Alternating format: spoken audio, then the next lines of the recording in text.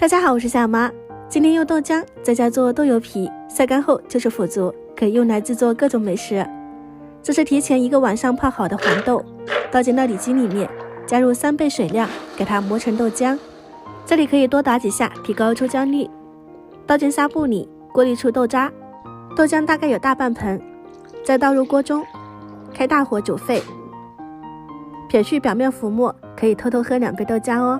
再转成最小火，停留大概3到5分钟，表面就会结成一层油皮，刮一下边缘，用筷子挑起来，头道的油皮会比较厚一点，豆味浓郁。放到晾网上面，抽出筷子晾干水分。这里我大概是做了30几张，挑到后面就会越来越薄，直到挑不起来就可以了。全部弄好后有这么多，我们放到晾网上面通风1个晚上，第2天它会变成干脆的腐竹。自己做出来的豆味特别浓郁，特别香。接下来给大家介绍几种吃法。放进油锅里面炸上2秒钟，捞出来就是炸腐竹，可以用来烫火锅哦。